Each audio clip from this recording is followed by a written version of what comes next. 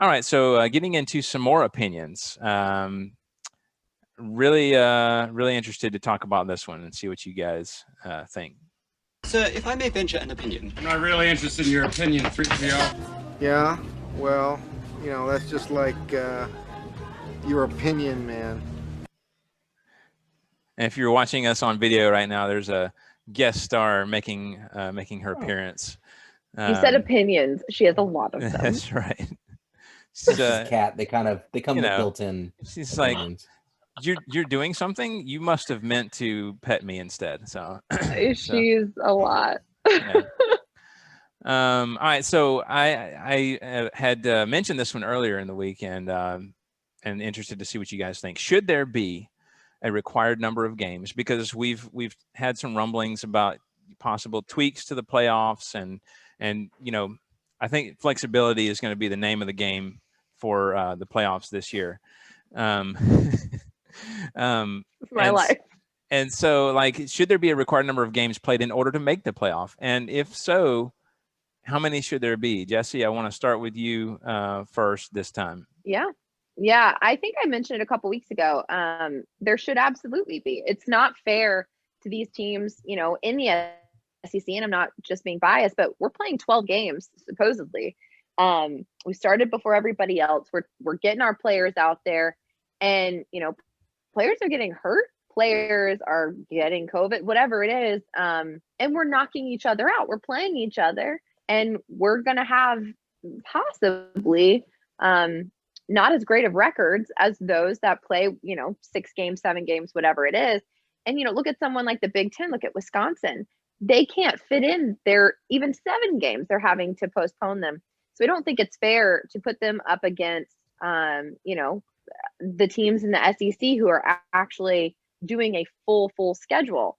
It's like we said, should we just submit the games that we want to submit? Well, that doesn't seem fair either. I like that. I agree. You should have to play a certain number of games in order to be considered. And if you don't make it, you don't make it. This is going to have an asterisk next to it anyways. And, you can make up your own bowl for all I care, but I don't think it's fair. So if you had to pull a number out of the air, how many games do you think is minimum to be considered for the 7. playoff? Okay. Matt, what do you think?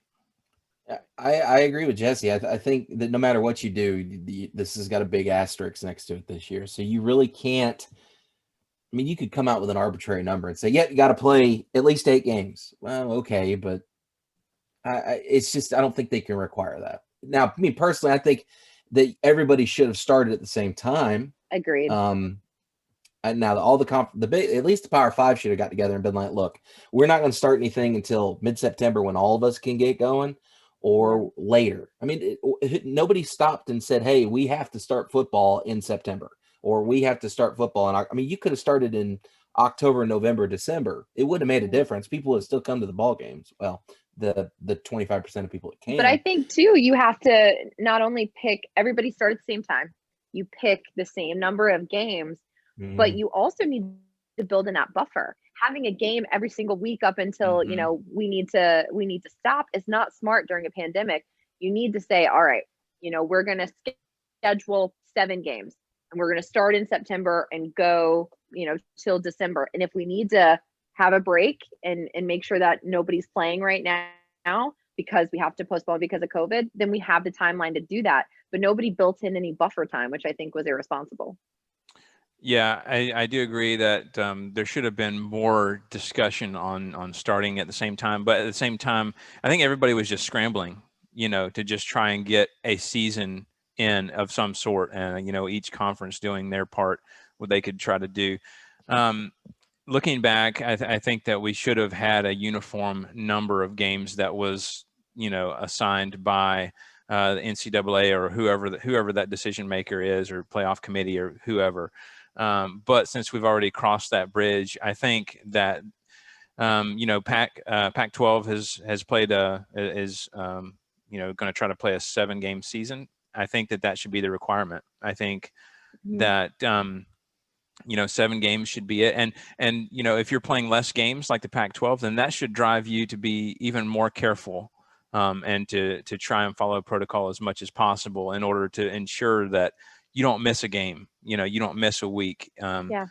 And so, but I do agree that it's not fair to have some teams who played 7 and some that played 10, or whatever the other conferences are, because how do you evaluate that? Yeah. I Well, think it's not even that, fair to the ones that play less. It's, if you're one of those people that plays 7 and you have somebody in the SEC that plays 12, that they won 10 games. How do you? It's not fair to you to be like, well, we only played 7 and we only won 4. It's just you can't compare apples to oranges. It's not fair. yeah, which is why they need to expand the playoff. But we'll see. I mean, I don't know. Not gonna happen. I don't know what all's on the table, but I mean, they don't know what's on the table. Probably mid-December is going to be crazy. Y'all realize that, right? Because when we get past when we get past all the conference championships and stuff, and possible reschedules that may push those back, and then possible, we're not done with the season. Who knows how many other games are going to be postponed? Who knows? Maybe teams that are playing in the championship games might have to take a week off at the end. Who knows? They might have a positive, case or whatever here and there, and not be able to play a championship game. Then what are you going to do? And so I think that they've tried to shoehorn everything into the old schedule.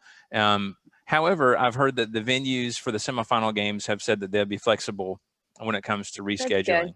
So that is nice. So I hope that they err on the side of just looking at the competition more fully and not just trying to fit in a bunch of games, So, make sure we do it, make sure we do it safely, as opposed to just trying to rush through this thing. So I don't know. Anyway, well, yeah, we'll see what they decide. I think it feels like everything's getting kicked down the road right now. Like right now, we're just kind of we'll reschedule, we'll figure it out later, and then come mid-December or later, some big decisions are going to have to be made in regards to all that stuff. You look at places like in, like I said, up north, you look at Northwestern and Chicago, they're on lockdown. I don't even know if I'm assuming they're allowed to play. I don't know. Yeah, they're playing Wisconsin this weekend, I think. Yeah.